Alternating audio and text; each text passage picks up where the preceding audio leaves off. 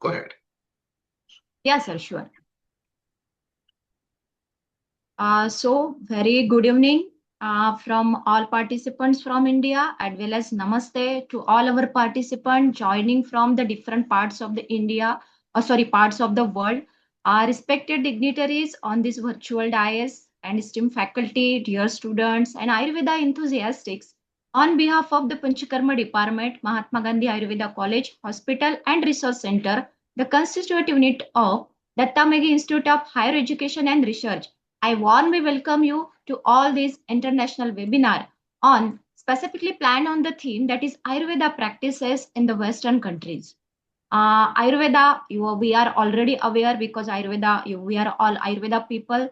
It is the ancient science of life and is now embraced globally for its holistic and preventative approach. This webinar is wonderful platform to understand how Ayurveda is being practiced, adapted, and integrated in the Western countries.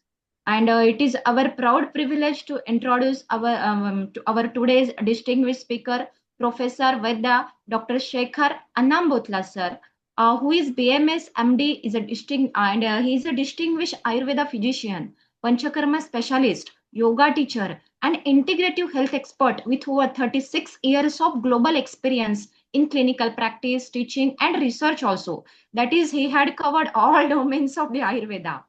He had classically trained at Nagarjuna University and Gujarat Ayurveda University. He has consulted more than 30,000 clients, performed 1,000 MOPS Panchakarma therapies, and traveled across 30 countries sharing the Ayurvedic wisdom. He is the founder of president of Association of Ayurvedic Professionals of North America, that is AAPNA Foundation, Ojas Ayurveda Wellness Center, Global Ayurveda Conferences, and Dosha Botanicals. Under his leadership, over 60 international Ayurveda conferences have been successfully organized. He has served as visiting and adjunct professor at several universities in India, USA, and worldwide, including UPenn, Kripalu, Mount Madonna, and Jiwaji University. Dr. Annambhotla sir has authored and reviewed numerous scientific papers, contributed book chapters, and served on editorial board of various Ayurveda research scientific journal. His expertise extend to yoga, pranic healing, Reiki, and energy medicine. He has received multiple honors, including the Vishwa Ayurveda Ratna and Ayurveda Vishwakarma Award for his great contributions to the global Ayurveda.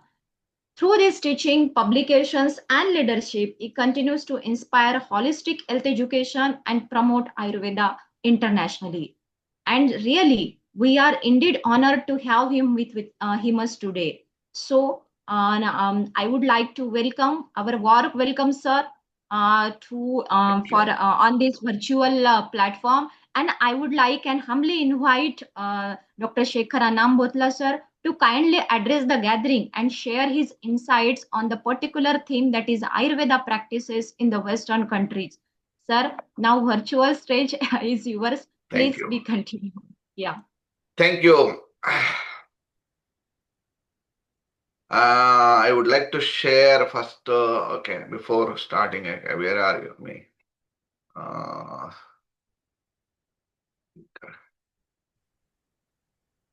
I think what we needed to do, we have to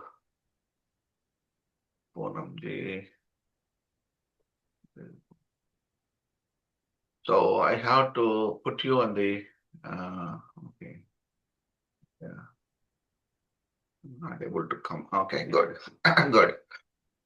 So good morning to everyone and good evening to everyone and also from India. So it's a great honor for me to be present in this platform. Today we are talking about the Ayurvedic practice in the Western countries and also at the same time practice and teaching in this country, how it is happening there. Myself, Dr. Shekhar Annambhotla, thank you very much. Dattamega Institute of Higher Education Research Center and also Mahatma Gandhi Institute of Education Research in Wardha near Nagpur, Maharashtra, India. So hosting this program. So we are very fortunate to have such a wonderful people with us and to share the wisdom and knowledge to all of you. So before that, I would like to share some of the PowerPoint presentation to all of you that what we are activities, how we are doing in the Ayurvedic practice in the Western countries, and how it is established there and how it is migrating to the other countries like that. So let us share some of the video clips here. And here is here. Okay.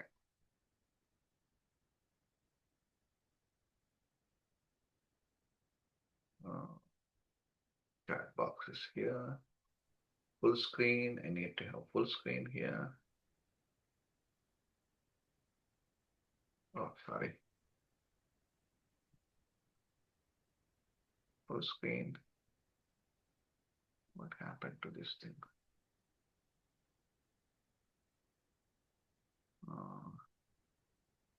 Share.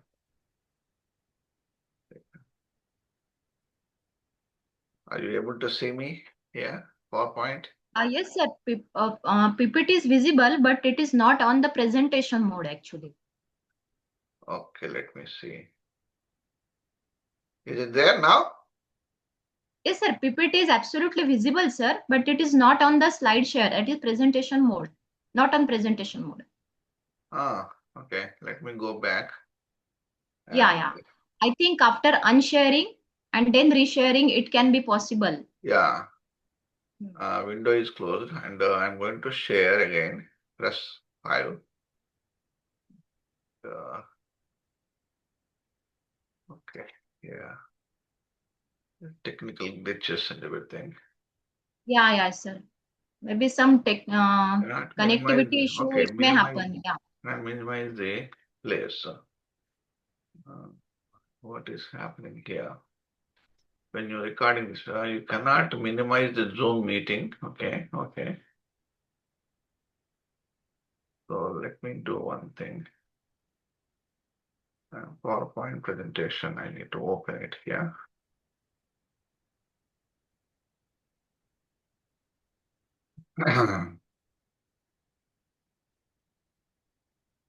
So now I'm going to go share. So can you see now? Not yet, sir. I think it will be visible soon. Yeah. Now PPT is visible, sir, but it is not on the complete presentation mode. Okay, now let me see. Oh, now it is what is happening there here. Open.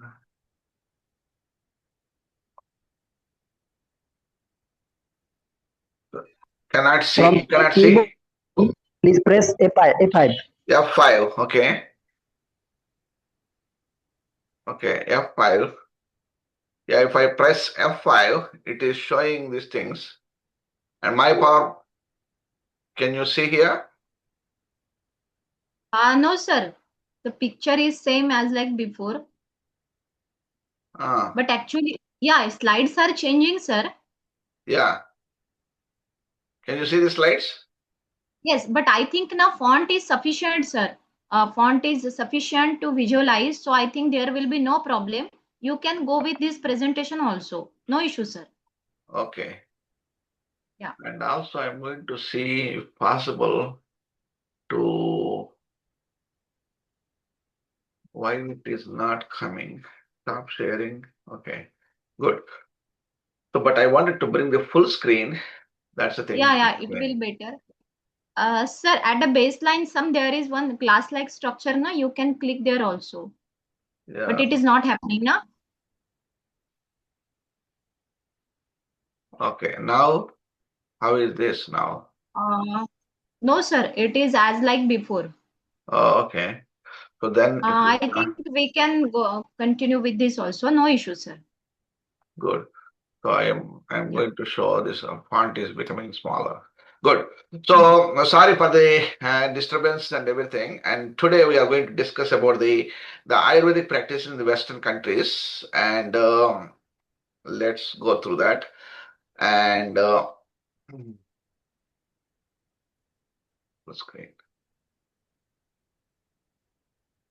So this is the already Dr. Poonam has explained about me, and I'm the association president of AAPNA, Association of Ayurveda Professionals of North America, as well as Ojas Ayurveda Wellness Center and Global Ayurveda Conference and Global Ayurveda Academy, and also American Ayurvedic Certification and Credentials Accreditation Council member also, and international institutions. These are the various countries I traveled and extensively since 1988. So teaching and these are the various activities we are doing. So various universities also I teach Ayurveda education programs there, and not only in the regular Ayurvedic schools and everything. Also we do the integrative medicine for the medical doctors and medical training programs and medical institutions. Also we teach the programs there, like such as the Jefferson Medical College in Philadelphia and the University of Pennsylvania. Medical school in UPenn and Hershey Medical School, as well as St. Luke's School of Nursing and various schools. We teach these programs there. So these are the various associations and affiliations with our organizations and setups and everything is there. And now, scope of Ayurveda, what is happening in the Western countries, how we can avoid, explain in Ayurvedic scope of practice and everything. So, first of all, we need to think about that. First, Ayurveda is a swasthasya swastha rakshanam. That means preventive care. Aturasya vikara prashamanam, that is the secondary part. So, our goal is that to educate the people, preventive care. Modern medicine does not have much preventive care aspects are there, such as they may have some basic information like giving vaccinations and those type of things are there. In it, we do not have such a very systematic way. Lifestyle managements and everything is not there. First of all, we need to our practitioners, our Ayurveda practitioners should focus on preventive care. Even our prime minister also says that prevention is better than cure. Always we say that this is the word, and how we can bring this preventive care in the Western countries. This is the main focusing on that, and daily routine adaptation. So in India, we are also same way we are following this Western medicine. How the Western medicine practicing like that, giving the medications and drugs and supplements and everything, and nowadays surgical procedures and everything doing. We are not able to spend much time on the educating the patients and everything like that. So average Ayurvedic doctor who is practicing in this country, in India, so what is the thing is that they say how many patients I am seeing per day. So, I saw 60 patients, 70 patients, 80 patients like that. And that is the way they talk about that. I spent only 2 minutes with the patient. And that is the biggest mistake we are doing in India. So what we needed to do, we need to spend more time. Sir, the people who are not able to pay much money, and then if we see only 5 patients, 10 patients like that, then we are not able to survive in this financially like that. That's the reason we have to see more patients and everything. So what we needed to do, the days which you have, specific days, you have to see the more number of patients, and certain days, dedicated days, you can put this appointment with them to explain more education. For that, we have to have a health educator to be appointed in your everyday practice. That means what do they have to do? There can be a lifestyle consultant and Ayurveda educational programmer, health counselor, that type of people. They can educate the patients more thoroughly and understand them the principles and everything, the daily routine, natural cleansing programs, detoxification programs, proper food combinations. A lot of people having food is the medicine, which we are looking for that way, that when we are looking for the food as a medicine, then combination of foods. Nowadays, Viruddhahara is a very, very commonly incompatible foods, and Viruddhahara is given very commonly, which is leading to various major health problems like that, which is slowly, gradually damaging their system and everything. We have to work on that, how to improve their the quality of life and everything. That yoga and breathing techniques. Even though yoga is a separate entity, is a medical schools and everything is there in India. We have an DNYS and BNYS and those educational programs are there. We have to incorporate in our daily practice also yoga and breathing techniques. Seasonal cleansings, how the Rutu Panchakarma type of things that Rutger we are following that way. What we needed to do, we need to focus on the seasonal cleansing, how we are doing like that. And there is a part of the meditation is also very, very important. And a lot of people they in the Western countries, they don't know how the cooking skills. So because of this new way of living that way, and when the people are doing Uber Eat and the DoorDash, these type of things are coming in this thing Sigwi in India, and a lot of people they don't have time to cook. Also, then they depend upon these apps. Get the food to the deliver to their place, and they are still working until midnight, 12 o'clock, 1 o'clock, and particularly software industry people are facing this type of problems, chronic problems like that. We see the lot of people who are chronic software people who are making good amount of money, and package first thing is package, big packages are there, and 15 lakhs, 20 lakhs, 30 lakhs of packages, but their health is if you look into that, they have high stress levels, and at the same time we are looking for the all the metabolic disorders such as diabetes and cholesterol problems, and depression problems and relationship problems, infertility problems. These are all the problems we are noticing like that. Gradually, these are the things are happening there.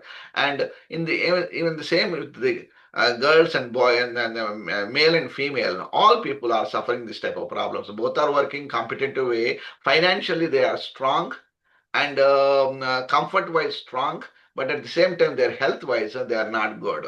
So then in a short period of time, people who are dying also at the age of 50, 60, they have a lot of problems are there. Even I am seeing the 35 years guys who are coming to the software guys, and they have already cholesterol, and they have already diabetes, and then insomnia issues, and agitation, anger, frustration, those type of all the different things are there. Then they say that Dr. Shekhar, give me a medication, give me a drug, give me a supplement. What is the diabetic medicine? What you can give? What is the thing? Is there, how can you cure the diabetes? Can you cure the cholesterol? This is the things are commonly there. People are asking like that. Then we said that no, no, no, you need to reverse this situation like that. How you can do it, and dedicate your time of your work of 8 to 10 hours of work. Remaining time, what you needed to do, you need to personal care is very, very important. Family care is important. Family relationships are important. And then this is the thing, modern society, in the modern society, what is happening? The divorce rate is also increasing. Not only in Western people, in Indian people also, there is a lot of divorce rate. As we heard in India that we have a very low level of divorce rate is there. Now it's getting more and more Indian communities, people who are diaspora, who are living in this country and in the Western countries, they are also getting divorces and everything. The reason is that they are adopting the Western culture and Western lifestyle and everything. And a lot of people, they don't have time to spend time to eat and timely, and wife and husband, they eat at different timings, and children are eating differently, and children emotional relationships are not there, and this is all practical problems are there. This is the thing what we do here in the Western countries. We need to give the more and more information about these things, how the preventive care, the crust of the information is the preventive care. How can we do it? Now, opportunities and challenges of practice of Ayurveda in this various countries, how, what is the Western countries, what they are looking for. So opportunities, study of allied health professional training programs and certifications and licenses. As an Ayurvedic doctor, BIMS or MD-Ayurveda, PhD Ayurveda, who comes to this country, and if they legally they are coming here in this country, and what they have to do, they have to focus on what is the cultural here, what is the thing, what they can do it. Dr. Shekhar, only I wanted to practice Ayurveda. Yes, you can practice Ayurveda, but the thing is that you need to know how to practice, how to connect with the people and everything you need to know. There's various health programs can be taken, as a nursing program, you can take it, physician assistant program, you can take it, or massage therapy, you can take it, and then physical therapy, you can take it, various courses, acupuncture course, you can take it, where the licensed professionals are there. Then you establish once you know how to handle the patients, how to take care about the patients and everything. The culture of the India practice is different from the Western countries like that. Like you have a driver's license in India, you cannot use the driver's license in other countries. Or you have Indian currency is there, you cannot use in the USA. Or US currency, you can use it in other places like some other places, but local currencies are important like that similar way. But it's very important that educating and cultural background to be understanding relationships and everything like a lot of things are there, and educating the public and health professionals at large. This is the primary motivation for that, and that is the reason a lot of people ask that why Dr. Shekhar, why you are doing conferences? 70 conferences I did it, educating the people, and the reason is that while educating the people, more and more people, awareness is a very important factor for bringing the awareness, public awareness, and all the Ayurveda, these things are there. Not necessarily only this is the only Ayurveda practitioner. That's the reason we have to take a general topics like that. For example, like that, next we are doing a conference in California this month, 27, 28, we are doing conference on the Ayurveda for perfect health. So that's a very simple conference, but it's not like a medical conference like that. All the medical doctors are coming, integrative medical doctors are coming, Ayurveda practitioners are coming, and yoga teachers are coming, Ayurveda health counselors are coming, lifestyle consultants are coming, Panchakarma therapists are coming, various people who are participating in these things. The reason is that main to focus and educating the people more, offering various integrative health programs like a mainstream medical schools and centers. These are the primary three things are very, very important opportunities, how you can do it like that. Then challenges. What are the challenges we face that not accepted the independent licensed health profession in Western countries? Some countries now they have started accepting it, South Africa and as well as in the UAE, Dubai and other places. There, the United Emirates, the states they have considered as an alternative medicine or an allied health professional programs like that, and they're calling as these things like that because that is true. In the other countries, Ayurveda is an alternative medicine. India, Ayurveda is not alternative medicine. Ayurveda is a mainstream medicine, and Western medicine is alternative medicine. Because we cannot say that India alternative. A lot of people, medical doctors, they think about that. Okay, Ayurvedic medicine is an alternative medicine because we are following the similar way of Western culture. That's the thing we need to think about, rethink about that way. Not sufficient Ayurvedic practitioners and qualified doctors and Vaidyas are not there. So average, if you look into that, Ayurvedic Vaidyas in America particularly, about 500 people are there. And if the Ayurvedic practitioners and health counselors and those type of things, if you add on like that, 2,000 to 3,000 people maximum is there. Is it sufficient for the 2,000 people or sufficient to maintain the huge population in America? No. Same way in other countries like in European countries like that, there are very, very limited number of Ayurvedic qualified practitioners are there and Ayurvedic doctors and Vaidyas are there. There's no standard uniform training in India, in Ayurveda. So that is the reason various schools are offering various levels of training programs like that. Then they're adding up these hours and everything like that. It's interesting that what is happening there. For example, one student who studies Ayurveda in one school, the basics and everything, fundamentals and everything they will study and got on 500 hours of training. Then they will go to the other school, they will do again same level of training program and maybe some additional small programs are there. Then he will add on extra 500 hours. Then he calls himself that I studied for 1,000 hours of training. So then you go into some other school, then you will go into some little bit extra knowledge and everything. You are going there, then they will say that okay, I got a 2,000 hours of training like that. But they are not standards are not increasing. That's the thing. The problem is that this is the thing. Like you are joining the BAMS course in one college, 2 years you study. Then after that you go to some other college again. You start studying from the first year onwards. Then what is happening there? You may be studying BAMS course for 15 years. So that means your standards are not increased.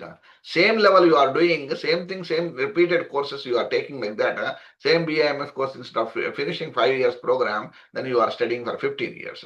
This is the biggest problem is happening there. There is a standard transcripts has to be maintained and who have studied like that and maintained properly and everything that every school does has this type of problem. So there is no standard uniform clinical practice in Ayurveda. That is also clinical practice is also very, very important to these things. The protocols and everything like that, that's very important. Like a standardization of pulse analysis, Marma therapy, aromatherapy, and various therapies which we are using with the karmas and Shara Sutras and Shirodhara therapies. All these things, manuals has to be created and then systematically they have to follow and maintain these things. Slowly it's coming up more and more. Government of India and NCISM is already creating the standards and everything. That standards protocols can be taken into the worldwide globalization of Ayurveda. When the globalization of Ayurveda comes, then that has to be implemented in the various countries. For that, we strongly recommend that Government of India, Ayush Ministry and all the people, they need to involve the people who are practicing Ayurveda in the various countries, inviting them and to have a meeting with them and discuss with these things. No standard or large scale research studies in Ayurveda. This is the biggest problem in the Western countries, that a lot of doctors and health professionals, they ask researchers, they ask that, what is your data? Oh, our data is that either case presentations, or we may need to have more and more having thousands of patients. Whereas the modern medicine is different. Modern medicine is global medicine. And what the standards of practice of America and India and Africa, Australia, New Zealand, various countries, and Japan, various countries, same protocol of the medicine protocol they will follow. Almost 90% of the protocol they will follow. 95% of the protocol they follow. Whereas the Ayurveda practices are from the country to country changes and everything changes, and the practice of a practitioner to practitioner also changes. School to school programs, university to university, there is a large scale of clinical data is required. For that, it's very important that what we needed to do, we need to have, for example, chronic fatigue syndrome, or diabetes, or skin diseases, or psoriasis, anything you take into that. What we needed to do, we need to work on getting a more number of multi-center research centers has to be developed, or institutions. They collaborate together, bring the case of 50,000 patients, have seen the psoriasis patients, and out of 50,000 people, and this many patients are discontinued, and this many people having side effects, this many standards are happening there. That is the database we needed to show off like that. Even individual center cannot open it, or individual university cannot do it. We need to have a collaborative work can be done in a large scale and everything that can be implemented in these things. These are the lot of loopholes are there. We need to work on that area that we have to inform to the Ayush Ministry and the Government of India. Not accepted by the health insurance, because health insurance structure comes later stage. As you see, the more scientific data and scientific validations are there, that's the way we need to practice. This is the challenges we are facing in this Western countries. So recent developments in the field of Ayurveda and research. So um, no systematic research is done. That's the reason they are trying to work on the NIH, National Institute of Health research. Breast cancer survivors that found a positive effect on integrated Ayurvedic medicine and improved quality of life, diet, lifestyle, yoga, and pressure point therapy like a Marma therapy and everything. They're not talking about the medicine. Cancer care, when they're talking about the cancer, radiation, and chemotherapy, they are doing all these things, and they are giving anti-cancerous medication they are giving. But there are a lot of side effects people who are facing that. That is the reason they are looking for that more alternative approaches like that. What they are doing, lifestyle, diet, and yoga, and Marma point therapies and aromatherapies, those things are also important like that. Those things we have to be done. So then I should work also with the Ministry of External Affairs. That's the thing. The government of India is a voice in the other countries, is the only through the Ministry of External Affairs. They cannot influence the various countries. Of course, there is a lot of issues are there with the government. These things. Ministry of External Affairs have a strong foundation like that. They have to work on that and to empower the Ayurvedic education. Ayurvedic standardization is very, very important. It is so pity that they are not because they are not concerned about the Ayurveda to develop and everything, globalization like that. Only occasionally they will come up with something when the activities are happening, they show off like that. But the thing is very important that Ayush ministry has to focus on separately, different chairs can be established and everything. So this is the next step is that chairs and Ayurvedic statuses and everything. These are the standard recommendations. We recommend people like that to do it. Deputation of Ayush chair from India. One chairperson can come, or if they wanted to do it like as an one person can be coming, or working with the recognized Ayurvedic doctors who are practicing in this country for more than 30 years like us and who are established their practices, they can be directly government of India recognize these people and put them in connection with the Minister of External Affairs in USA where we can work. The problem is that what is the problem? Practical problem is happening. The person who is practicing in India, like for example Poonam, Dr. Poonam is there in India. We send from India to as a Ayush chair in America. She doesn't know what is the rules and regulations in this country. And to understand the situation, that 1 year deputation, if they send it to you, 1 year it takes for you to understand the logistics and everything. Then after that, you are transferred to the some other, or you come back to your professorship again to college like that. Then what is the use of getting up these things like that? No use. And deputation basis, the only financial gain you are doing, financially bringing you all the way to the various countries, Latvia and Hungary, Austria and Germany. All okay, we have an external affairs and Ayush ministry chairs are there. What is the use of it? No use. Instead of that, they need to locally to work with the local Ayurvedic doctors. You don't need to provide extra accommodations for them. Extra, a small remuneration can be paid to them to develop the directly working with them at the Ministry of External Affairs. All the information, what we are doing, how we are practicing and everything that can be documented and everything, they send it to India, Government of India, Ayush Ministry. That way, the financially, it's a lucrative and at the same time, it is also very powerful way to working on that. And Ayush Ministry and strongly recommend that to conduct the various educational programs and training programs and conferences through Minister of External Affairs in USA and other countries like that. All Indian consulate generals and everything, they have to give a special funding and everything. If we do it, then globalization can happen. Working with the Ministry of External Affairs, Indian consul generals are very important, and regular meetings with the local Ayurvedic organizations and directors and everything that is also important to the Ministry of External Affairs can come. But sometimes what happens, the Government of India people can be in the Zoom or something like that, easily they can come and participate in these meetings like that. And at the same time, they need to work on that local practitioners, which I am explaining to you, like the collaboration of Ayurvedic doctors and everything. I shares this is the best way to work on that. Then I strongly empower that when then globalization of Ayurveda taken place. When the globalization takes place, we are all trained by the Ayush. We are all trained by the India. We are BIMS. We have studied from India only. And when BIMS, MD-Ayurveda, whatever the studies we did it, all the practitioners who are practicing in this country, and they are all trained from the Ayush Ministry. We are the umbrella of the Ayush Ministry, but they are not, because we are private sector, NGO sectors like that. We are not having a direct connection with the Ayush Ministry.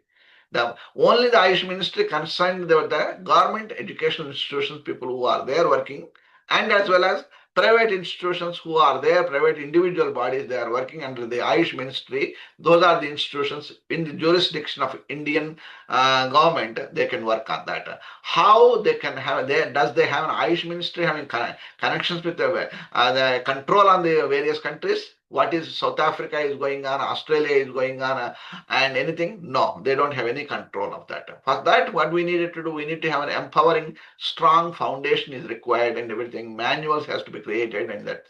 For that, we can work on that. For example, I am living in America more than 30 years, but I don't know how the practice of Ayurveda in South Africa or Zimbabwe or Jamaica, all various countries. I'm not living there. How can I give the guidance for the Jamaican country or Australia country? How can I give guidance for them? Australia, there's other doctors, Ayurveda doctors are there. They are practicing in their own country.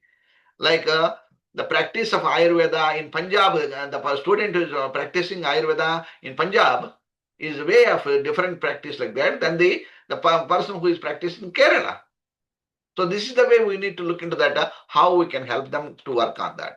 Then Ayurvedic practice, professional registration required. The people who are practicing in America, what we do, we have registration bodies are there, like for example, AAPNA and NAMA, various organizations are there. Professional registration bodies are there, which organizations can be registered. With what is the benefit of joining in this organization? What we do, we give a guidance for that, how to practice, how to protect yourself and everything there. Professional liability insurance through the organizations, we have this is called a malpractice insurance, lawsuits. So this is a very common condition like that. A lot of times it's very, very difficult. People think about that I can practice anywhere in America or anywhere. Even in India also, you need to have lawsuit protection is very important. Medical doctors are having a protection. Same way Ayurveda doctors, surgeons, Ayurveda practitioners and everybody can get there is a chances of getting a lawsuits are very low. You can mutually understanding everything, patients and everything. There can be the lawsuits can happen various conditions like that. We have to be very careful of how you are practicing because you are dealing with the public. You are dealing with the public. So, like, for example, driver who is driving and go and hit somebody, you need to have protection for the liability insurances like that. You cannot run away. You can go and hit somebody and by car and run away like that. It's not like that. So, but the thing is very important here. We need to have a professional liability insurance is very, very important to practically to carry. For that, you need to have a documentation is very important. In the documentation, you have to see what time you have seen the patient, what is the things going on, how the things are there, and everything has to be look into that, and everything documentation is important. Incorporation as a business. So, for example, when you started wanted to practice in this country, you need to have either corporations like incorporations like that, or LLCs, limited liability corporations like that, sole members or non-profit organizations, various things, entities are there. This is the guidance can be given by the more and more with the specifically to the nurse, the attorneys and lawyers can give the guidance for that way. Then you have to work on that with them. And sometimes accountants can be given also some information. Any additional licenses training are required. That, as I mentioned to you earlier, you better to have some extra training programs such as various licensing procedure, licensing certification. Don't expect for getting of Ayurveda license. Ayurveda is not licensed professional in Western countries. But the thing is that we are recommending the people to take the other allied health training programs are required to get the license to establish things. Business establishment permission. For example, a lot of people they think about I can practice from the home. No, you cannot practice. In India also, you are not allowed to practice from the home. And you have to practice in established business location. And once you have a business location is there, then you have a board is there, what you have written there and everything like that. You cannot call yourself that MD-Ayurveda you studied, I'm a medical doctor. You cannot call yourself like that. So you don't want to mislead the people like that. So when you are doing an Ayurveda practice like that, a lot of people like that, what they do, they will write in directly MD, MD like that. Then it's a confusion between the medical doctors. A lot of times in India, when I was practicing also, BIMS, MD, I write it, but they think that I am a medical doctor. No, I'm not a medical doctor, but it's very clearly distinguishing is required for the people like that. They are looking for because they're already going to the medical doctor. Why they have to see the other medical doctor? They don't need to see. They are looking for the Ayurvedic medical doctor, Ayurvedic medicine doctor like that required. Then it is a confusion for that. These degrees are misleading like that and everything that even in India also. So what we can call is that DAM, Doctor of Ayurvedic Medicine. Okay, BAMS, MD, instead of giving a MD degree, we strongly recommend to give a DAM, Doctor of Ayurvedic Medicine. So that will give some distinction between that DAM, because when MD Ayurveda and lot of times when I say that in American countries, like that in the country, MD Ayurveda means like in India, some countries are MD Moscow, MD Russia, MD Bangladesh. So they think that Ayurveda is a country. Ayurveda is a different country. That means MD Ayurveda means is a different country. So instead of that, like osteopathic doctor is a DO, and chiropractor is a DC, naturopathic doctor is ND. They're not calling it MD naturopathy, MD osteopathy, MD modern medicine like that. It's not like that. The distinction is there between them, the degrees and degrees. There's no public confusion is not happening there. There's a lot of times what is happening there, we are confusing the people. Profession is confused. That's the reason we need to change that pattern by saying you are an Ayurvedic doctor. By saying that, it's not an insult for you. You better to proud to say yourself that you are a competent Ayurvedic doctor. You are a successful Ayurvedic doctor. That's the way you need to try to yourself.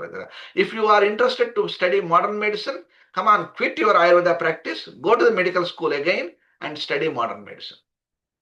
So this is the thing is also I strongly recommend that way that don't illustrate the situation like that Ayurveda to be developed in such a way that you need to focus and proudly to say that establishing of Ayurveda practice and more, then only Ayurveda can be more strongly to grow and permission like that. Maybe we may not be handling of emergency cases. Some of the emergency cases we are not handling. You don't need to treat all practitioners has to treat each and every case properly like that, not necessarily that. You have to think about that way.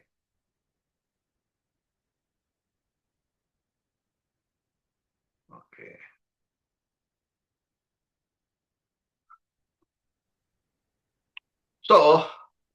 So here, in nutshell of the Ayurveda Western countries, how you are practicing the mantra therapy, energy therapy, and doshic foods according to various conditions of doshic foods, and cooking skills, counseling, and in the counseling, Ayurvedic consultations and everything you can do it. More on the level of a counseling part is also very, very important for the people, educating the people. That means spending a time and listening to the each and every patient, every client, to see how they are well informed and well educated, and everything is very important. And Panchakarma therapies, so that is an advanced way of doing a Panchakarma therapies, and incorporating of herbal formulations and herbal mineral formulations like that. Rasoshadis and mineral formulations, these are the things. So these are the various things of these things of practice of Ayurveda should be done like that. In this mantra therapy and energy therapy and meditation, yoga, and all the various things you can go on components like that, like a plant having so many branches like that. A similar way, Ayurveda having diversified way to practice in these countries, various countries like that. So now, global Ayurveda market gradually increasing. For example, 2024, the 10.3 billion market value, and whereas the projected 2032 is almost 3 times more, 33 billion the things. That is a big change is happening or shifting of the time. But we need to be competent and be strong of providing of Ayurvedic services like that. A lot of times what happens, a lot of PAMS people who are practicing of Ayurveda, and they may know in India, a lot of people, they practice of allopathic medicine. They may not be knowing about Ayurveda, much about that. They're not practicing they're practicing only allopathy medicine like that. And they're making money and everything, but consciously they are studied like that BIMS course and everything. There are some MD people also, they are doing PhDs, particularly they are looking for the jobs and everything that all BIMS, MD Ayurveda, PhD people, they are always looking for the government service and jobs and universities and everything. They wanted to work on that. Because that way they can be secure job is there, protection is there, and everything they are working on that. So since 1998, we are doing a lot of services of the consultations and follow-up consultations and everything. This is the statistical data. We maintained it like that. And this is the Panchakarma therapies. When we are doing Panchakarma therapies, generally, we educate the people in 1 day wonder. That is called 1 day therapy. Like that, we do it. In that therapy, what we do, various levels of more people to understand the principles of Panchakarma therapy. What is Panchakarma therapy? How the Panchakarma therapy is done. Like, for example, a sample of Shirodhara, Abhyanga, and Svedana therapy, and some facial therapies, and some cooking skills and everything. And typically, what we are doing like that, then we explain about the Basti therapy and various things like that. As we grow, then we do 3 days Panchakarma programs and 5 days Panchakarma programs, 7 days Panchakarma program, 10 days program. When the chronicity of the diseases, people who are having more chronic diseases are there, then they may need to go for 21 days to 28 days of Panchakarma therapies. We do it, various things at the time. So these are the statistical data, how we maintained the data of the information, everything we posted there, and the information on our website, and as well as this is the thing. And then, we do also various practice of Ayurveda in the Western countries. We do a lot of services such as simple Ayurveda consultations, Panchakarma therapies. In that Panchakarma therapies, we'll talk about next session we are going to have in October 1st. Again, we will have a webinar is going to happen on the Panchakarma therapies, how we practice and everything. We will bring these things together. So, for example, now Panchakarma therapies, Abhyanga, Svedana. In our center, what we do, Abhyanga, Svedana, Marma therapy, hand and foot massages, back, shoulder, neck therapies, and Kiji, and Keli, and Kerala therapy, like that. Vishesha, Udvartana, Dhumapana, and Pindasveda, Grivavasti, prenatal massages, Ayurvedic facial therapies, aroma touch therapies, and everything, Karnapurana, Shirodhara, Shiropichu, Garshana therapy, 1 day wonders, and then Katibasti, Janubasti, Netrabasti, Hrudbasti, Grivavasti, Merudandabasti, and Polikiji, and Upalepa, and Nashya therapy, and reflexology, meditation, cooking classes, and Reiki healing, pranic healing, trigger point massages, prana energy, and head massages, heart stone therapy, Virechana therapies, and Basti therapies, and Vamana therapies. So you may ask the question like Dr. Shekhar, where is the Uttara Basti? Uttara Basti is a more invasive therapy. Invasive therapy, as you know that you are giving through the vagina and through the cervix, you are giving the decoction, herbal decoctions, or oils and creams and lotions, the things, substances you are giving that can lead to various complications can develop. So you have to be aseptic condition therapeutically, and then operation theater type of things that you needed. Then sterilization is important. That is the invasive therapy. That's the reason you are not allowed to do more. These type of things are there required like that for the things. Nasha therapy, those things are okay. But the thing is, you have to be conscious and careful what are the varieties of therapies we are doing. So now, lot of herbs. The people think about that, oh, India only herbs produces, not like that. In Western countries also they have herbs are there. You need to be learning how the Western herbs can be helpful for that. For example, we didn't study in the Ayurvedic schools chamomile, echinacea, ginkgo, ginseng, lavender, St. John wort, these type of things we don't study much. Turmeric, ginger, and ashwagandha, these are the commonly we use in our in Indian practices like that. But we have to learn more about Western medicinal plants and their benefits. For example, in the Western countries, we also in our practice we do alfalfa. Alfalfa leaves is particularly enhancing the immunity boosting like that. Aloe vera leaf is the gynecological issues and everything we use. Amla fruit and everything is a tonic and tonification and everything is also rejuvenation like that. And pitta shamana qualities are there. Andrographis, calmic,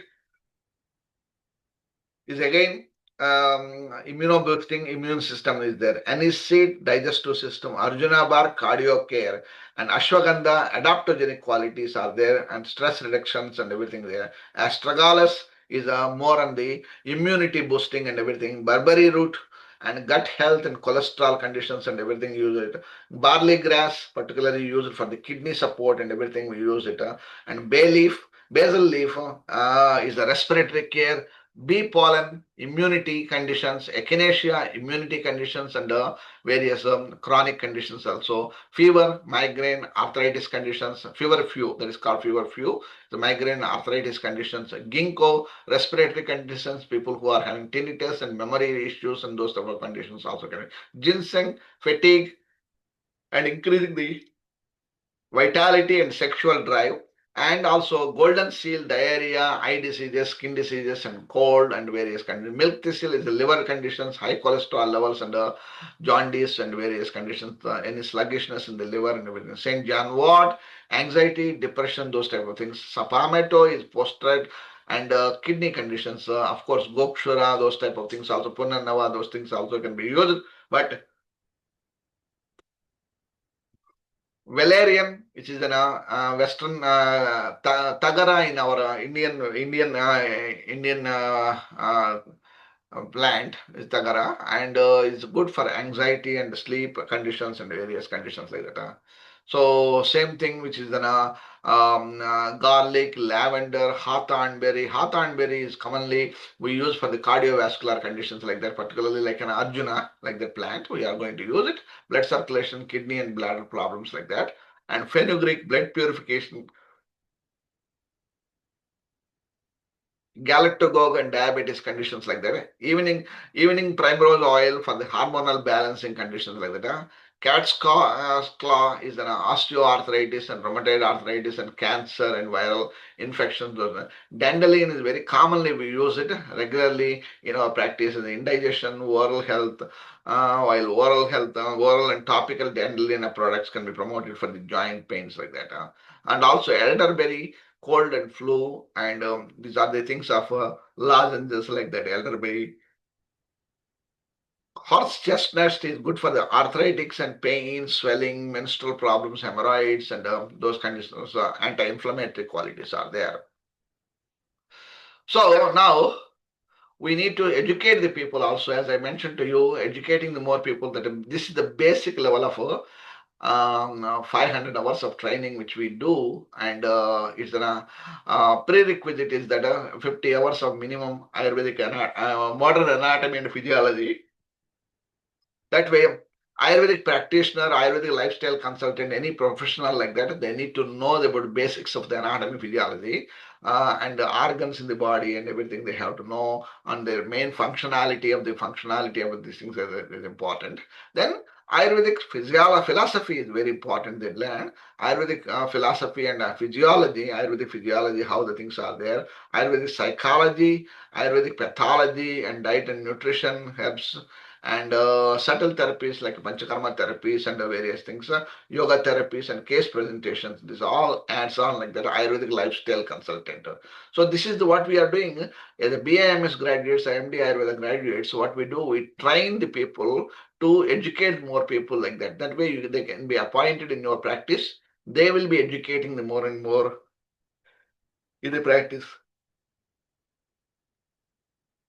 Ayurvedic health counselor, next is called level the three doshas and subdivisions and everything, gunas and subdoshas, agni and ama conditions and everything, srotas, examination techniques, dasavida pariksha, examination, and astavida pariksha, examining nadi, mutram, malan, jihva, shabdaspasha, drugakriti, and sthananyasto parishayat. That's the thing. It's an astasthana pariksha, astavida pariksha and everything, and Ayurvedic pathology, and Ayurvedic herbal formulations and herbs, Panchakarma therapies and home remedies. These are all the Ayurvedic case presentations and everything they can do it. In the second level, this is the Ayurvedic practitioner level, which you go into the further level, and Pranavaha Srotas, according to Srotas, the disease conditions, like you look into that way. Pranava Srotas, Udakava Srotas, and Annava Srotas, Rasava Srotas, Raktava Srotas, Mamsava Srotas, Medava Srotas, Astiva Srotas, and Majjava Srotas, and Shukrava Srotas, Arthava Srotas, Tanyava Srotas, and Ojava Srotas, and Manova Srotas, and Ayurvedic case presentations also important. So basically they are practitioner level, they are more in depth of things. Each and every Pranava Srotas, cough, bronchial asthma, and COPD,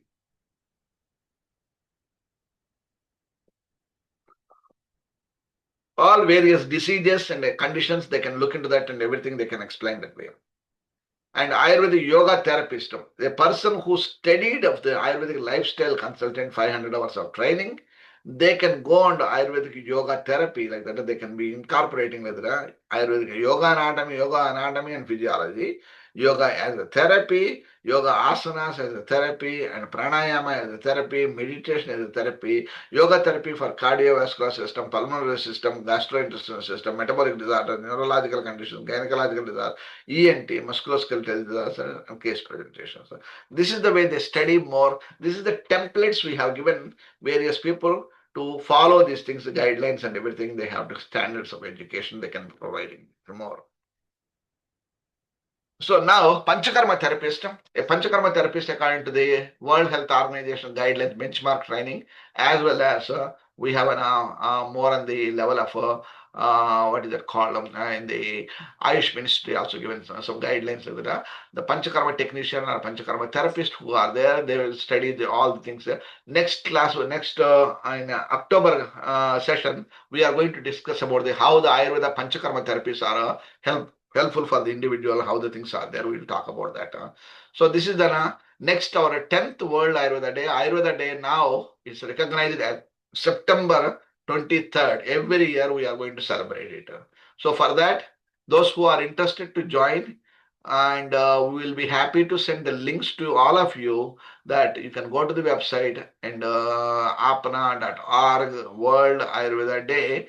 If you go there in HTML, there you can register online. Then you can participate. We have already 300 people who are registered until now. We are getting more and more responses are coming, and we have bringing a guest of honor. So many people we are bringing them there.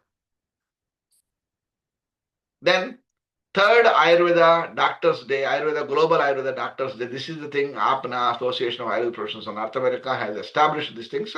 The third of this is the third year we are going to do it. Zoom meeting, October 3rd every year. Standard, we are doing an Ayurveda doctors to participate, Ayurveda practitioners to join and discuss and everything, case presentations and various things we can discuss and these things.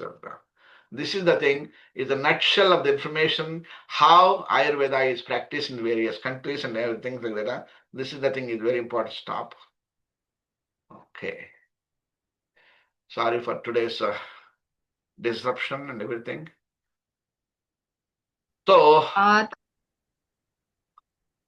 today is also special Thanksgiving Day. Sorry, not Thanksgiving Day. Today is the Labor Day in United States of America, holiday, national holiday. And a lot of people are taking off time off like that. A lot of people, they are not able to come, but they registered. And we have plenty of people registered and everything. And we are lucky that all the Indian counterparts, people who are there, they are able to come and participate in the session. Now, I'm open for the questions and answer session. If anybody having questions and answers, I'll be happy to answer.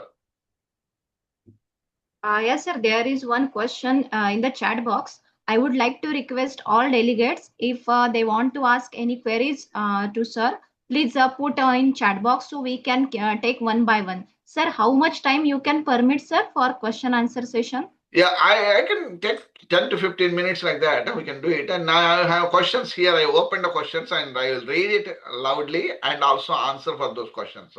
So Dr. Bejoin from the modern medicine is developed from the 8 branches of Ayurveda. It needs more focus on research to make more efficient and effective. Yes, that is true, because of modern medicine, we don't need to be compared with the modern medicine. What is the Ashtanga Ayurveda? What is the talks about that? We purely, if you maintain the one lifetime is sufficient to standardization of Ayurveda. We take the support from the Western medicine, the modern tools and everything we are taking. AI can be used. AI can be used in these things, and to establish artificial intelligence can be used for the establishment of Ayurveda standards and everything can be used. But the thing is that we don't need to follow the medicine part. We need to study the Western medicine, anatomical things like that. We can need to study like that. But what the thing is that they need to have a thorough understanding of the Western anatomy, physiology, pathology, and everything they need to know. And at the same time, Ayurvedic philosophical things also they needed to know. Drug research, Ayurvedic herbal research, medicine research, and everything has to be established more. More clinical data has to be done. More studies are done. Then only we can see the more results are there. Hello, sir. How about Ayurveda practice in UK? Tell me some guidelines, sir. So, in UK, the practice is similar like in America and Australia and same thing, which you can also do same thing that in UK also. If you are migrating to this country, maybe you better to take some courses there, local courses, health courses, like the health related courses, occupational health, physical health, and those type of things can be taken. And then acupuncture training programs, homeopathy is also recognized there also. There are the different things, holistic approaches of homeopathy and Ayurveda is not different because we are having a commonalities are there. There are commonalities are there. That's the reason it's a part of the Ayush ministry is there. Ayurveda, yoga. Yoga is a part of things like that. You have to be collaborating that way that they are not they are all siblings. They are all siblings with the one family like that. This is the thing we need to work on that. Then medical jurisdiction study needs to all, and emergency care is a shortcoming for alternative medicine. So medical jurisdiction is also very important. That's the reason we have malpractice insurances and everything is there. That's the reason you need to have. It's not necessary that you need to do dissection of the dead bodies and everything, and then cadavers and everything you are doing like that. That's the thing important like that. So medical jurisdiction, these things are more and more toxicological things like that. What are the toxicological things are there, and forensic medicine is not necessary. But the thing is that medical jurisdiction, how the medicine is practiced in the various countries, how the language is very, very important to learn. So modern herbs used in the West, which is the branch of Ayurveda, botanical pharmacology based on the herbal pharmacology department. Yeah, that's good. Thanksgiving. Can you please elaborate on journey of spreading of Ayurveda in European countries, how one can do the same? So this is the thing is very important that journey of Ayurveda in the European countries, first of all, as I told you that all the other European countries, other problem is that language. If, for example, if you go to the Hungary, you wanted to practice, you need to have interpreter, translator required. If you are practicing in Italy, you need to have Italian language. A person who is able to, in India, multilingually we can speak. A Marathi girl can speak Marathi, Tulu, and Kannada, and Malayalam, and Telugu, and Hindi, English, so many languages they can speak.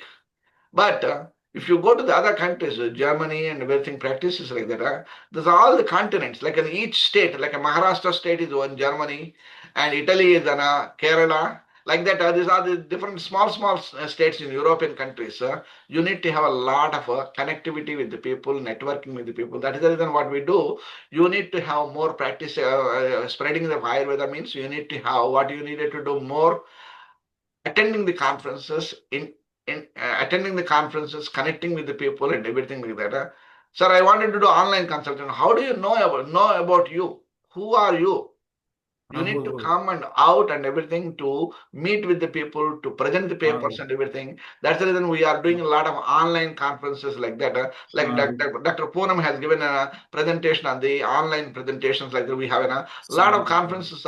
Next year, we have every month one online conference. If you go to the global Ayurveda conferences.com, if you go to see there, there's all the list of the conferences are there, listed, posted there. Next conference is happening of fibromyalgia, musculoskeletal disorder, chronic fatigue syndrome. Next October, we have chronic fatigue syndrome is happening there. So what is our goal is that like a Poonam and Dr. Deshmukh sir, and we are all in the university, we are collaborating like that. We are taking the various topics as the conference topics as a book writing.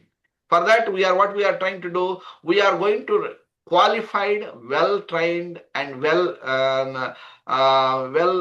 presentable case presentations like that, and chapter contributions like that. We wanted to do it. Once we have a chapter contributions are taken place, we are putting all together in the, for example, this is the chronic fatigue syndrome. Like same thing with the diabetes, or fibromyalgia and musculoskeletal disorders, arthritis, Ayurveda and arthritis, Ayurveda and fibromyalgia. Like that, we are going to topics come up with these things.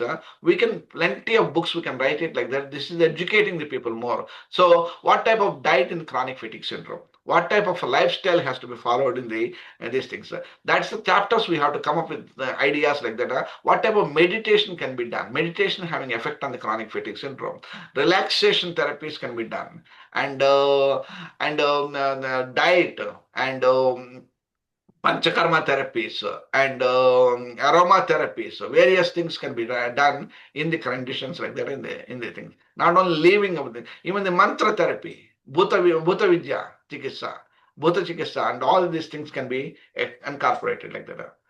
So, sir, can BAMS graduate from Nepal selected for the electronic diversity visa EDV can practice Ayurveda in USA according to the circumstances law of Ayurveda? No, it is not like that. It is not going to practice of Nepal or any other country. You have to be legitimately coming this country as a legally domiciled and everything like that. Then only you can come as a student. You can come if you are, for example, you wanted to study and you wanted to invest money, like in a software guys, how they are doing. They studied in India and either Bombay or an IIT or some other institution, some Kerala or anywhere they studied, Andhra or somewhere, they are coming to the master's degree, MBA programs, they are studying. And once they are studying here, then now rules and regulations are changing and everything. Then you can be more studying of Ayurvedic practices like that instead of the Ayurveda studying. You don't need to come to America.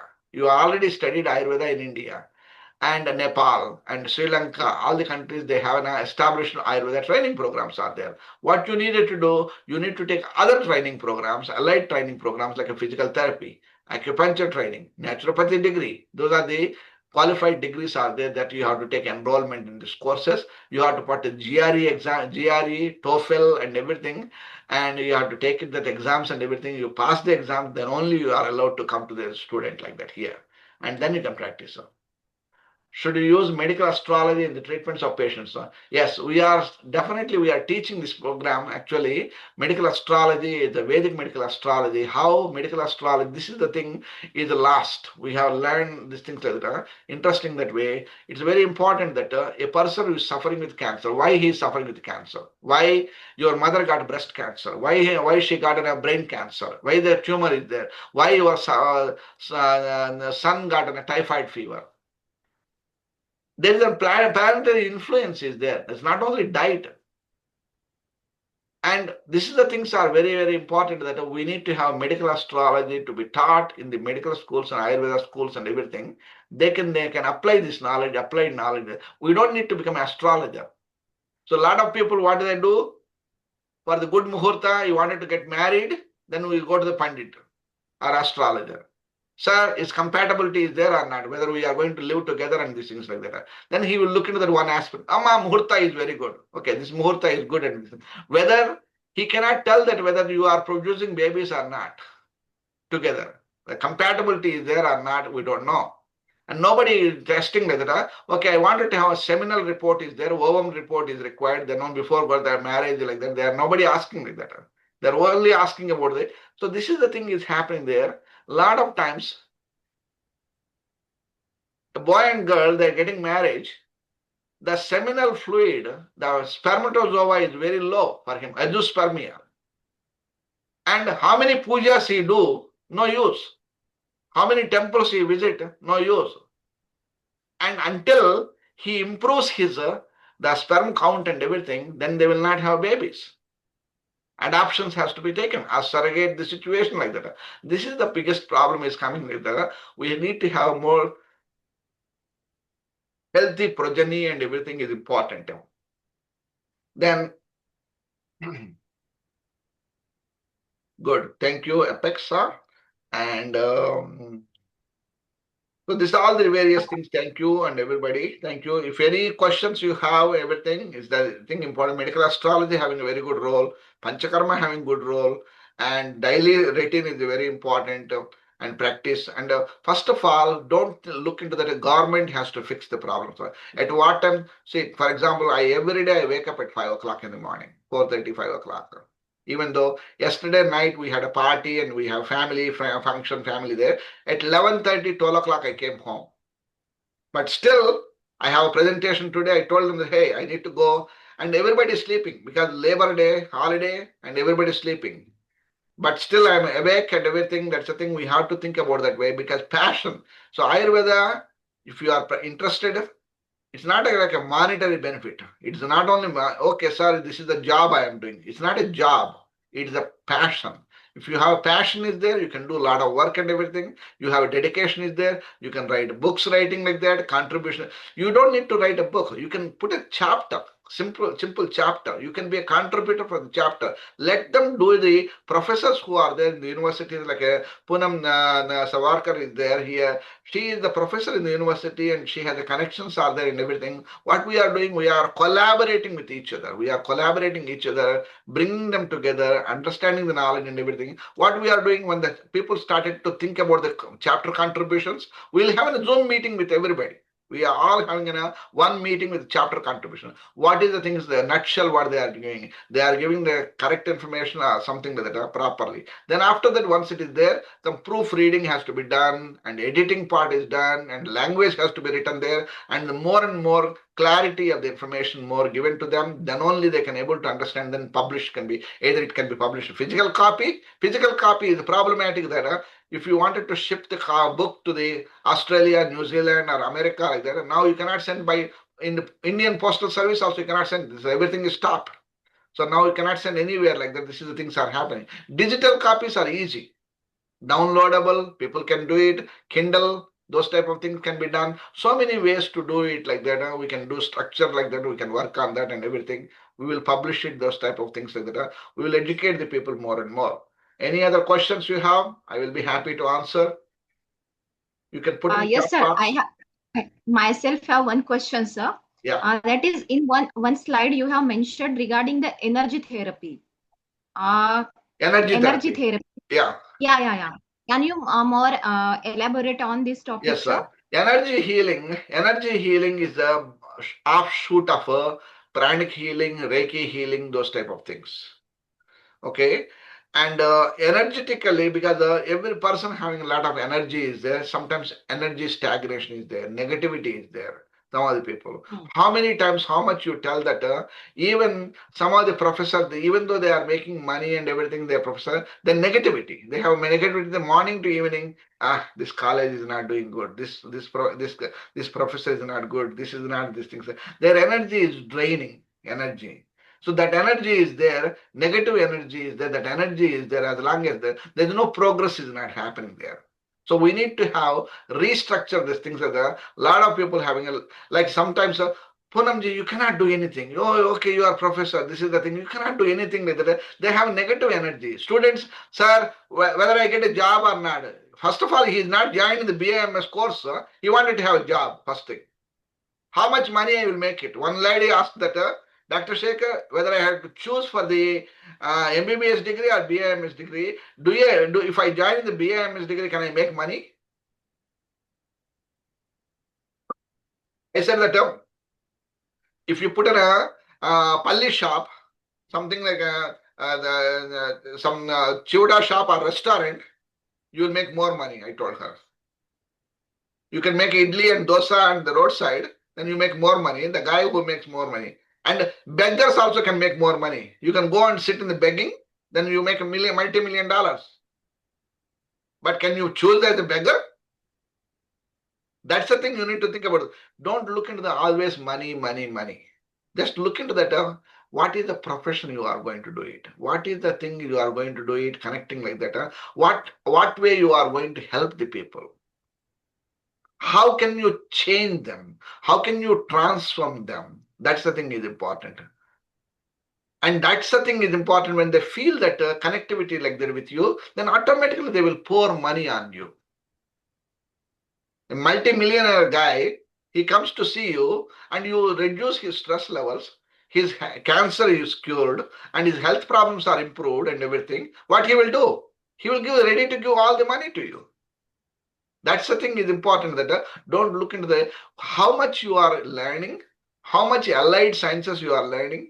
Listen to the professors, meet with the professors, understand, discuss with the professors and everything. A lot of people backbiting of the professors and everything. The 24 hours talking about this professor doesn't know anything, that professor doesn't know anything. This is the only gossiping.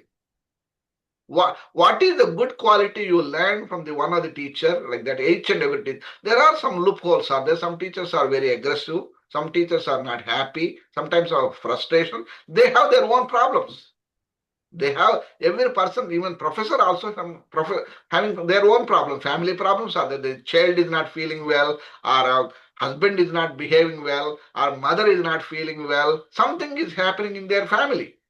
What we needed to think about that direction, that what we are going to learn from the professor, teacher and everything. Sir, I wanted to learn from you. Madam, I wanted to learn from you. This is the subject. Okay, go and do it. This is the things you can do it. This is the kalpa I am going to give you experience. Madam, this is the thing. What is the lepa we have to do it? What are the things are there? This is the things are very important. Yesterday, interesting that we went to somebody's house. We said that eggplant, and eggplant is this called baigan. So baigan, they have a beautiful plantation and everything is happening there, eggplant. Then she made a bharta and the baigan bharta, and I like it. Then we enjoyed it. Then she asked that I have beautiful big leaves are there. I don't know what to do with these leaves. We don't know how to use that. And she said that she googled it, and eggplant leaves cannot be consumable. It's poisonous. Okay? And tomato leaves cannot be eaten. Tomatoes, you can eat it. Okay? And whereas spinach, you can eat it. And whereas this one is not poisonous, like that, they mentioned like that. And yesterday we were talking about that. Datura plant is poisonous. But we make a medicine. Caravera, Nerium odorum, is a plant which is a poisonous. Upavisha. We make it medicine. Okay? And karanga is a poisonous. We make it a medicine. These are the medicinal plants are there. This is not edible like that. So I was thinking that maybe eggplant leaves can be taken into the swarasa and make an oil, prepared with oil, maybe can be used external uses for the skin conditions and various conditions like that. That way, nanaushadhi bhutam jagat kinchit upalabhyate. So that concept is there. That means instead of losing the plants, then the leaf is there. That leaf can be collected and everything can be used. We don't know the concept of things like that. We don't know. That is the reason we are going to throw away all the plants like that. Like in India, in America, dandelion is grows very widely. Dandelion is a weed. A plant is a weed. People, they go and cut it and grass it and remove it and everything like that. But dandelion can be used as a medicinal also in Western countries. Dandelion tea is available. Dandelion is a liver toxicity, liver cleansing and everything they can be done like that. More congestion in the liver, heat in the liver and everything. And bilirubin levels and it will changes like that. There's a lot of studies can be done like that. Like for example, in India, we have a Bhumi Amalaki. Bhumi Amalaki is a small plant which is very growing under the perennial plant and everything, annual plant and everything. It's in the watery places, it will go. It's very good for the jaundice conditions. Even it is mentioned also that the Bhumi Amalaki can be juice, Swarasa can be given in eye disorders. It's beneficial for the eye disorders also. So there are so many medicinal plants which can be used for the various conditions we need to learn and everything. That way, there's a knowledge is abundance. Ignorance. We have ignorance. We have more time of gossiping, more chatting, backbiting, and everything. Oh, this teacher doesn't know, that teacher doesn't know anything. That I know everything. As if so, the person who knows everything, they are foolish. I don't know anything. I'm a lifetime student. Always I think about that, how I can learn more from each and every student, every person, every book, we can learn it. Ravi Patak ji having question. Ravi ji. Yes. Namaskar, Namaskar. Dr. Shekhar. Good to see you. Good to see you. Thank you. Thank you. You are coming for the conference also in California. Yeah, I remember. Yes. Yeah, Ravi Patak ji. Yeah. So that's the thing is very important. Yeah. So my question was, not question, it's more of observation that now that we are awareness of all this, like you said, herbs and other things are becoming more popular. Now finding authentic herbs and other things that we use for Ayurvedic raw material is also going to become a challenge in the sense there will be too many people selling this. So finding some type of an authentic That is records, a finding. strong. That is the government of India has to do more and more research work in these things like that. Now, if you are asking the Dravyaguna professor, a Dravyaguna professor who is that is his domain. Panchakarma specialist is Panchakarma doing. Dravyaguna and Rashi Shastra people has their domain. What they have to do, the government of India, the Ayush or NCISM has to create a standardization like that. Any medicine is exporting or importing in India or externally like that. For example, Ashwagandha has to come to a centralized location, various locations. For example, in Kerala, one state, they have to send it to all samples to that. And then the laboratory has to do all the testings. Yes. Until that, it should not come into the market. You cannot sell it. If you sell it, you will be jailed. Yes. Then, some complaints, the governance. And then once that comes to the department, that everything Kerala or Tamil Nadu or Maharashtra and everything, and according to state, they have to establish some center there, pharmacovigilance, pharmaco guidance like that. Then Ayush has to put a stamp. Okay, this is the standard. From there, you can make the formulations. Whether you wanted to make a decoction, you wanted to make a chawanprash, you wanted to make it like that, but the Irish stamp is there. Then you have a standardization is happening there. Then anybody wanted to buy it. If Sri Sri Ayurveda wanted to buy, they can buy. A Jaggi Vasudeva wanted to buy, they have to buy from the Ayush. If they wanted to buy, the Kerala state wanted to buy the same thing. Kerala Ayurveda practitioner wanted to buy, same thing they have to buy. Same source they have to buy. Is the Ayush standard is there. Gold standard. Yes. Okay? Yeah. Then there is no question of spurious will not come. Correct. And Makes also sense? the other second thing I found was awareness at the not immigration, what do you call that? If any goods are coming to America, now for example, I had some medications which was shipped from Sridharyam for me after my treatment. Now it went for inspection in customs. Customs, they're not much educated in this type of information. Quite so natural. they rejected and they. Quite natural. The problem is that the reason why it is happening there, that's quite natural, because there are certain types of medications they cannot be exported. There's laws and rules and regulations are changing like that. For example, certain types of ingredients. For example, Sida cardifolia is a bala. Bala having some fetal damage can happen with some medications with that. Bala internal usage is not allowed, whereas external usage is used. Like same thing, Rauwolfia serpentina, Sarpagandha, is used for the blood pressure, cannot be exported. Jatamansi cannot be exported, endangered herb. Kutuki is not exported. If any ingredient having kutuki is there, then it will be rejected. These are the things, educational things are very important like that.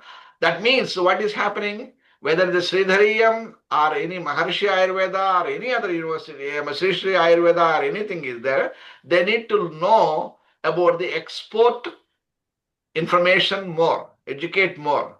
No, sir, we are manufactured. That manufactured in India, it is, you can transfer to the Sridhariyam to Mumbai. You can mail to Mumbai. You can mail to Bengal, West Bengal. We can send it to Bihar, anywhere. But it's not allowed to send it there. And then we have to say that, oh, you need to understand. The American government has to understand each and every plant. No, they don't have a right to understand. They simply, and how much, only one bottle they are sending or 10 bottles they are sending to you. That's the thing.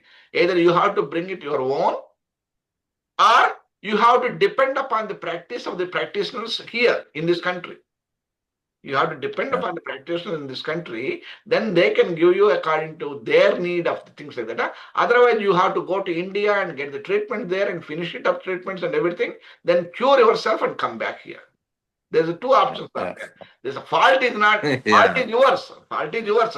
You are No, but living in also America. You went to all the way Sridhar, get the treatments, and then you wanted to get all the medicines from India to here to export it. And maybe there are drugs are there inside. We don't know. And chemicals are there. Marijuana they are selling to you. We don't know. All the different things can happen.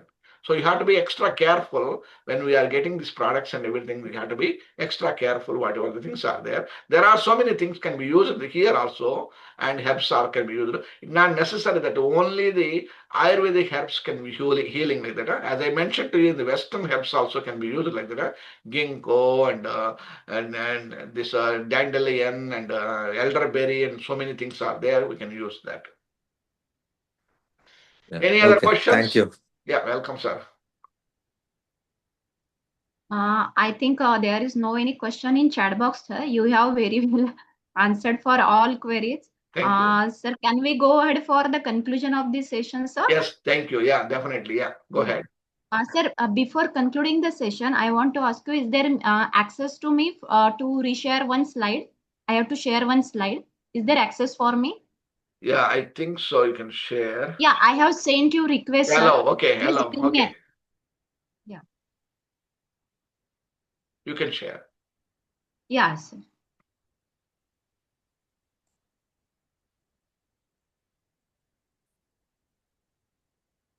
Sir, PPT is visible, no? No. Yeah, now it is available. Is visible. Yes. Yeah. Okay. Okay. Before going for conclusion, thank you very much, sir, for your enlightening presentation. Your experiences and insights, I think, have truly broadened the approach of our scholar, and I think these are quite helpful for understanding of our Ayurvedic fundamentals and its relevance in the West also. Through this entire session, in nutshell, we can conclude certain points because you have provided a global exposure to Ayurveda scholar about how Ayurveda is being practiced and promoted in the Western countries. And I think you have highlighted very well regarding the awareness of some international regulations, policies, and opportunities for the Ayurveda graduates also, and you have offered insights into the research collaboration and evidence-based practices in the form of multiple RCTs or the standardizations of the Ayurveda therapies, etc., like that, for the global acceptance of those therapies in the world. And I think you have very well highlighted the career perspective and networking process also, and in the Indian Ayurveda scholar, I think you have very well inspired our all delegates and specifically our Ayurveda scholars to bridge the classical knowledge with the modern needs also, or the contemporary needs also, for the propagation of the Ayurveda knowledges and Ayurveda practices throughout the globe. I think it is very essential to strengthen the vision of making Ayurveda at a globally recognition and respected healthcare system. So thank you very much, sir. So I want to actually conclude this session. As we come to the conclusion of this wonderful session, so I take this opportunity to express our heartfelt gratitude to our distinguished speaker, Professor Dr. Shekhar Ananthabhosla, sir, for his valuable time and wisdom and the knowledge which he has shared. So please accept, sir, from this our virtual felicitation from our side, sir. There is PPT is visible, sir? Yes. Yeah. So we were very thankful, sir. And I would like to offer special, that is a special gratitude for your this enlightening session. With in spite of this holiday, you have given a specific time for us, and you have very nicely answered the all questions and satisfied all queries raised by the or Ayurveda scholar. So we are very thankful, sir. I think we will soon meet in the next session with next our one joyful session, and which will be again knowledge of feast for all of us.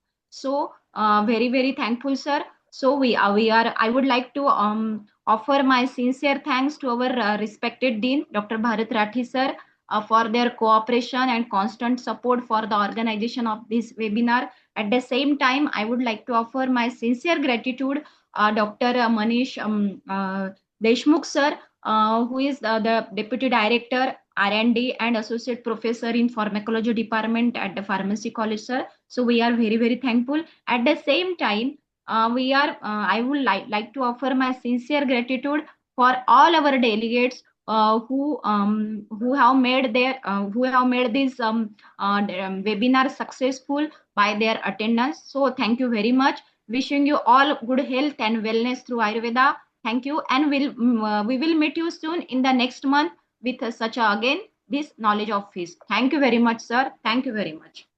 Thank you.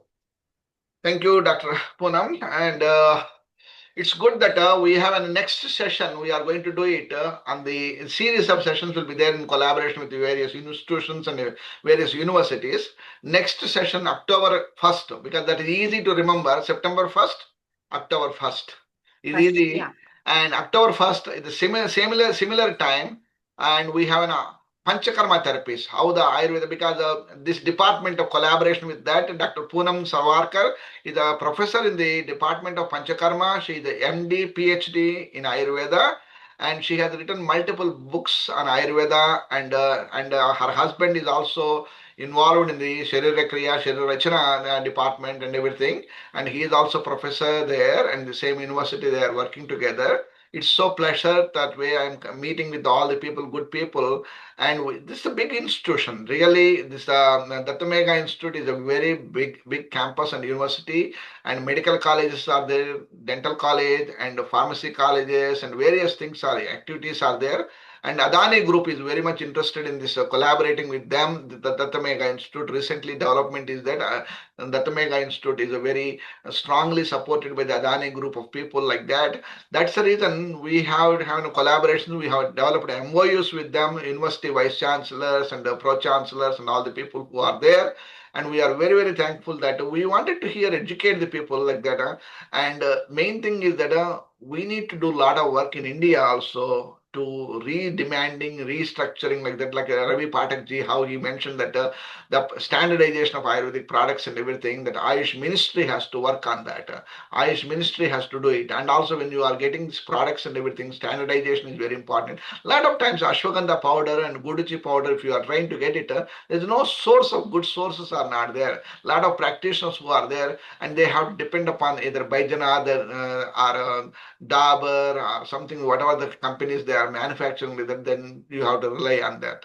So manufacturing, when the manufacturing unit to coming out market, that means standards are already maintained. That is the reason that the standards are not maintained and everything. Every company they say that they never say that my company is bogus. Nobody says that. Everybody says that my company is greater than any other company. Like whether it is Sri Ayurveda or Patanjali Ayurveda or any institution, the products are there. They are great products are there. They are very successful like that. But the thing is that when it comes to the back to the standardization, like take out the label and give the code number for that number. There is no thing. Then send to the sample to the lab and see the structure and everything is there. Then they will know that whether standards are there, maintained or not. Like that, that is the biggest problem. So in Draviguna department and Anadanta department and as a Swasthavrta department and Rashi Shastra department, these are the things are more non-clinical subject people. Non-clinical subject people, they have to work on that. And more Panchakarma therapists, Panchakarma specialists, and Kaya Chikitsa, those people has to work on the more clinical aspects of more patients thing. When the good quality of product is created, and then it is sent to the Panchakarma, then what is the thing? Absorption of the oil. For example, what we do as a Panchakarma therapist, when we are doing an oil administration, for example, Sheravala Tailam, and for example, 100 ml we have taken on the body. Now, what is the circumference of the body? How much oil is absorbed? How much difference is came? This is all the studies has to be put them together. And when you apply the oil and whether it is absorbing in the system, because we are not applying for the wood piece. Even wood also absorbs the oil. Wood also absorbs the oil. And plastic does not absorb the oil. So what is the thing is that when we are putting the oil, the wooden table eating more oil than the human body. Makes sense? That's the thing, the body is like that. And then we have to see the cholesterol levels, how much cholesterol levels, blood cholesterol levels are changes are things are happening.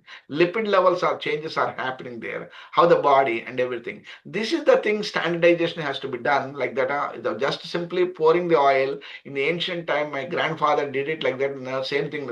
Now we have established the medical science. This is the full-fledged form of 9 years to 10 years of medical schools, people who are going to BIMS graduate, MD-Ayurveda, PhD graduates, similar way of modern medicine, how they studied, that many years, same exact time they are spending. And then in addition to that, Ayurvedic doctors are studying of allopathic studies like anatomy, physiology, pathology, and everything studying. There's a double-edged knife like that. They are working more on these things, they are learning more, and actually they are spending Ayurvedic studies, Ayurvedic graduates studying more than the time which is the MBBS doctor studying. But the quality of the life and everything that they look into the inferiority of the Ayurveda practitioners are seen in BA. Oh, why you didn't get an MBBS degree? That is the reason you are getting an BIM study. Like the low level, they are thinking about that. But they studied more. They know the Sanskrit.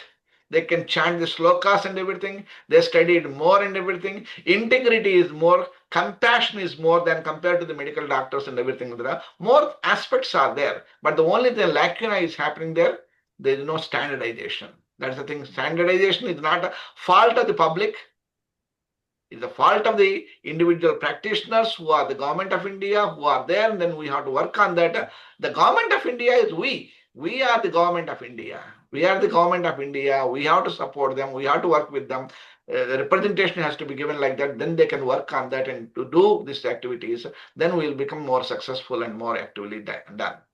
Thank you, one and all. And I will recommend that all of you to join in the October 1st conference, and we will be sharing the link and everything to you, all of you again. And please join, and we'll have more people will join these things and spread the word. Not only for you, you spread your friends, you bring your friends also together to bring these things. This is an open platform. Then we are doing, Ravi Patak is joining this conference also in California. We have conference, and this month ending, we have conference is happening the 27th, 28th. We have an Ayurveda for Perfect Health conference. We have already 40 speakers who are speaking on the 2 days event, and very successfully we are doing this conference, Ayurveda for Perfect Health. Thank you, one and all. Namaste to all. Namaste. Thank you.